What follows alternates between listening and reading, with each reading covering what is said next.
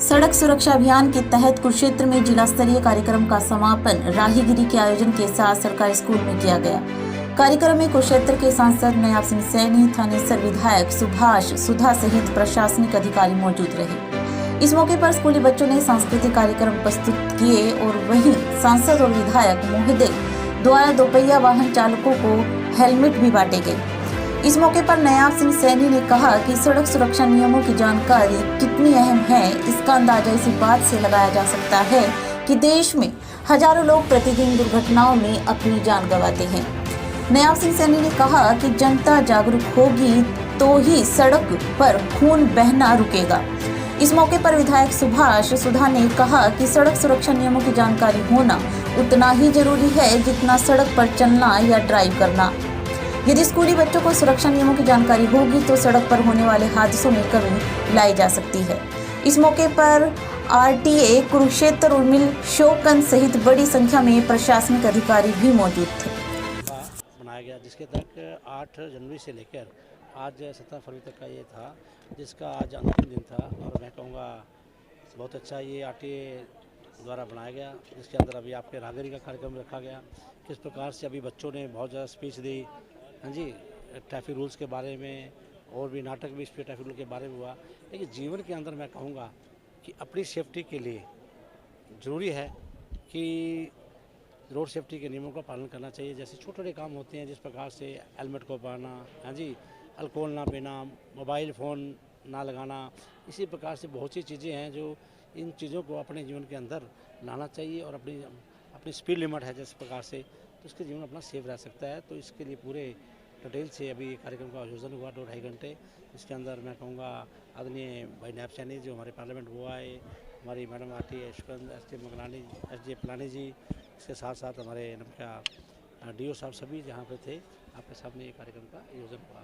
तो इस कार्यक्रम का सफल कार्यक्रम की मैं धन्यवाद करता हूँ। साथ साथ में जो राहगिरी का कार्यक्रम 1 साल से बंद पड़ा था, जो कोरोना वायरस के कारण किस प्रकार से महामारी पूरे वर्ल्ड के अंदर फैली, उसके कारण ये बंद पड़ा था। उसके तहत आज इसमें राहगिरी को भी अटैच किया गया इस कार्यक्रम के तहत। तो इसके अंदर बच्चों ने अच्छे अपनी प्रस्तुतियाँ दी।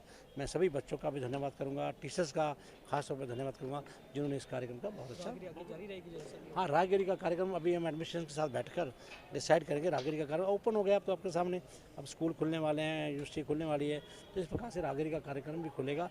और राहगिरी का कार्यक्रम भी हम बैठ के एडमिनिस्ट्रेशन के साथ बनाएंगे, कहाँ कहाँ राहगिरी होगी, कौन से वीक पे होगी, उसका पूरा स्टूल बनाकर हम राहगिरी का कार्यक्रम करेंगे। विधायक जी, ये बात आपने बहुत अच्छी की भाषण के दौरान, भाई चालान से बचने के लिए लोग अप्रोच करते हैं, तो इसके बारे में सर आप क्या कहना चाहेंगे? देखिए, मैंने कहा पुलिस अपना काम करती है, एडमिनिस्ट्रेशन अपना काम करती है। मैं जनता से भी ये अनुरोध करूँगा कि देखिए, आप जीवन के अंदर अपने आप के बच्चों को सुरक्षित रहना चाहते हैं। बच्चे बड़ी भागा दौड़ी में जाते हैं, क्या होता है कि कई बच्चों की ट्यूशन, हाँ जी, लेट होता है, बच्चा हेलमेट भी घर भूल जाता है और भाग के जाता है। तो वो बच्चा जो जब ये होता है तो वो क्या होता है, जल्दबाजी में जब वो गाड़ी चलाता है तो टेंशन में होता है तो उसका एक्सीडेंट होता है। किसी भी टेंशन, कोई भी देख लीजिए, मैं भी हूँ, 70% लोग जो भी टेंशन में रहेंगे, स्पीड लिमिट क्रॉस करके जाएंगे, तो डेफिनेट कोई ना कोई उसका रिजल्ट जो है वो उनके अगेंस्ट होंगे। तो इसके लिए मैं कहूँगा बहुत से बच्चे आते हैं, देखें जो बच्चे अपना ट्रैफिक वाले जब उन बच्चों को पकड़ लेते तो वो फ़ोन मिलाते हैं, उनको ये नहीं पता कि हमें नहीं बताते फ़ोन पे, और उनके कान पे लगा देते हैं, ये कह देते हैं हम क्या कि बात करना। अरे भाई क्या बात। पंजाब के अंदर भारतीय जनता पार्टी की सरकार पूर्ण बहुमत से आ रही है, ये वहाँ के लोग बोल रहे हैं। और जो ये कृषि कानून आदरणीय प्रधानमंत्री जी लेकर के आए हैं, ये किसानों की जीवन के अंदर एक बहुत बड़ा बदलाव ये लेकर के आएंगे। जो प्रधानमंत्री जी ने कहा है कि 2022 तक हमने किसान की आय को दोगुना करना, ये उनकी आय के अंदर एक क्रांतिकारी कदम है। मैं उन सब किसान भाइयों से भी अपील करना चाहूँगा कि आप आदरणीय प्रधानमंत्री जी की बातों के ऊपर विश्वास कीजिए। वो चाहते हैं कि किसान जिस जंजाल के अंदर फंसा हुआ था, उस जंजाल से बाहर निकालना वो सरकार का ध्येय है, और उसकी आय को बढ़ाना ये प्रधानमंत्री जी का कमिटमेंट है।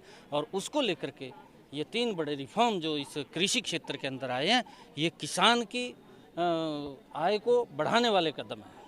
सर, एक चीज़ बताइए कि क्या कारण है कि जो टिकैत गया गुरनाम चौधरी जैसे नेता वो इस कानून को समझना नहीं चाह रहे हैं या समझाना नहीं चाह रहे हैं?